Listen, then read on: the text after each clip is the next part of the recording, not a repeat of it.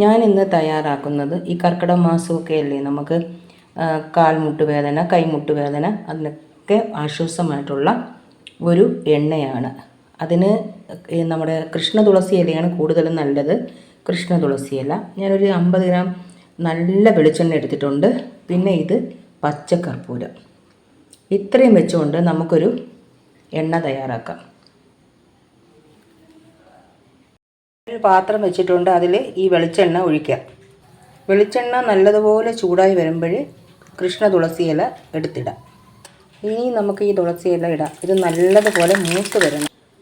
പച്ചക്കർപ്പൂരം ഞാൻ ഇതുപോലെ പൊടിച്ചെടുത്തിട്ടുണ്ട്. അത് അവസാനമാണ് ഈ പച്ചക്കർപ്പൂരം നമ്മൾ ഇട്ട് എടുക്കേണ്ടത്. ഇനി നമുക്ക് ഗ്യാസ് ഓഫ് ചെയ്തിട്ട് തണുത്തതിന് ശേഷം, ഈ എണ്ണ തണുത്തതിന് ശേഷം മാത്രമേ നമുക്ക് പച്ചക്കർപ്പൂരം പൊടി ഇടാൻ പറ്റുള്ളൂ. നമുക്ക് ഈ പച്ചക്കർപ്പൂരം പൊടിച്ച് വെച്ചേക്കുന്നത് ചേർക്കാം.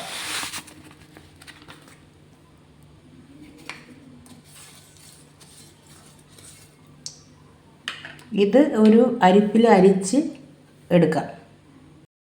നല്ലതുപോലെ തണുത്തിട്ടുണ്ട്, ഇനി അരിച്ചെടുക്കാം.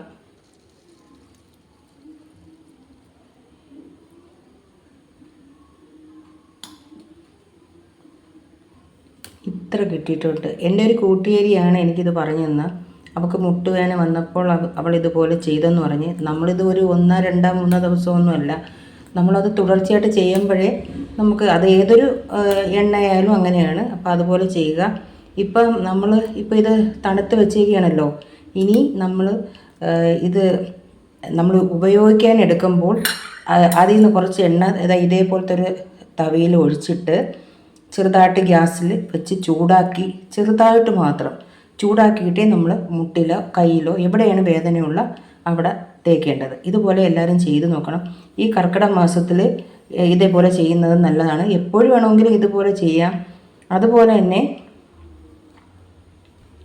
നമ്മൾ ഈ എണ്ണ തേച്ചതിന് ശേഷം ഒരു അരമണിക്കൂറൊക്കെ കഴിഞ്ഞതിന് ശേഷം നമുക്ക് ഈ എരിക്കിൻ്റെ ഇല വെച്ച് വെള്ളം തിളപ്പിച്ച് കാലിൽ ഒഴിക്കുന്നതൊക്കെ, മുട്ടിൽ ഒഴിക്കുന്നതൊക്കെ ഏറ്റവും നല്ലതാണ്. അപ്പോൾ ഇത് രണ്ടും നമുക്ക് ചെയ്യാൻ പറ്റുമെങ്കിൽ ചെയ്യുക.